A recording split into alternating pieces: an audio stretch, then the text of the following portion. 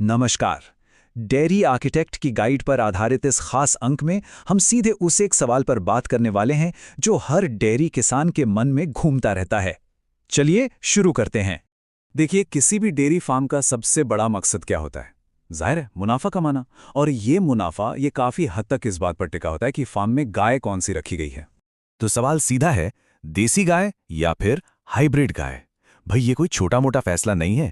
ये एक ऐसा फैसला है जो डेयरी के भविष्य को बना भी सकता है और बिगाड़ भी सकता है।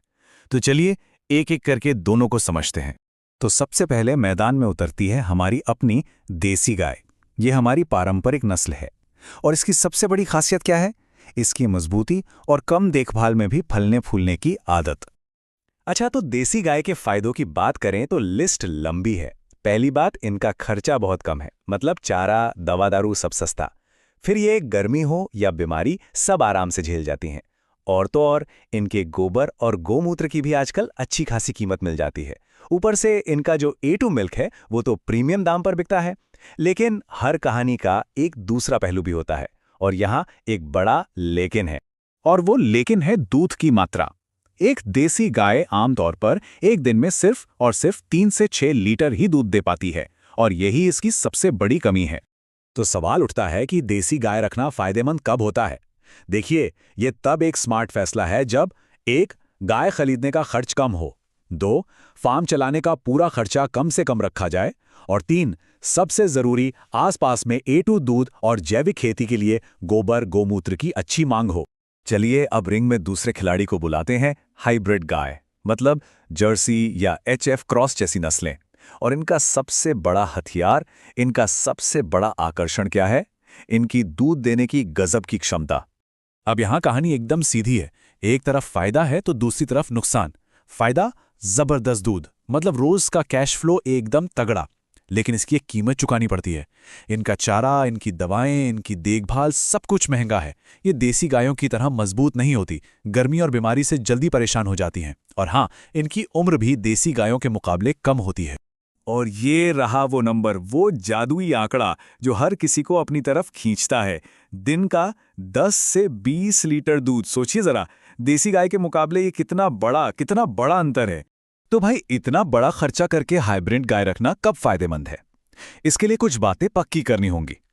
पहला, फार्म का मैनेजमेंट टॉप क्लास होना चाहिए। दूसरा, हरे चारे की कोई कमी नहीं होनी चाहिए।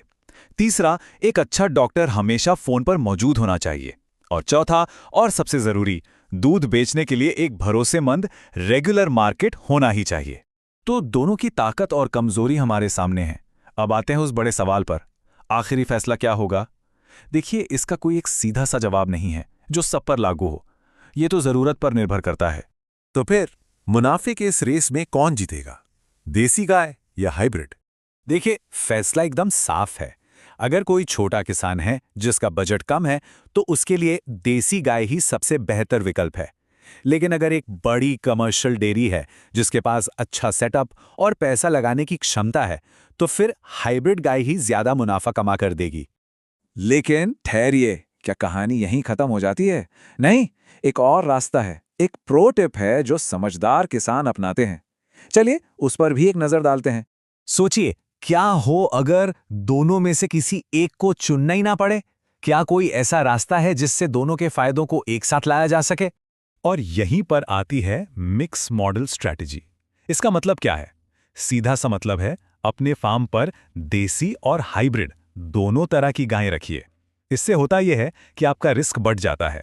मान लीजिए किसी वजह से हाइब्रिड गायों में कोई दिक्कत आ गई तो देसी गायें आपका मुनाफा संभालने लगती हैं, मतलब एक बैलेंस बना रहता है। डेयरी आर्किटेक्ट की गाइड भी यही कहती है, कुछ देसी प्लस कुछ हाइब्रिड इक्वल्स रिस्क कम प्रॉफिट बैलेंस्ड। ये लाइन इस पूरी बहस का निचोड़ है, एक बहुत ही प्रैक्टिकल, बहुत ही समझदारी वाला समाधान। तो आखिर में सोचने के लिए यह सवाल है कि किसी भी फार्म के लिए उसके बजट, उसके बाजार और मैनेजमेंट के हिसाब से देसी और हाइब्रिड का वो परफेक्ट बैलेंस, वो सही संतुलन क्या हो सकता है? इस पर विचार करना बहुत जरूरी है।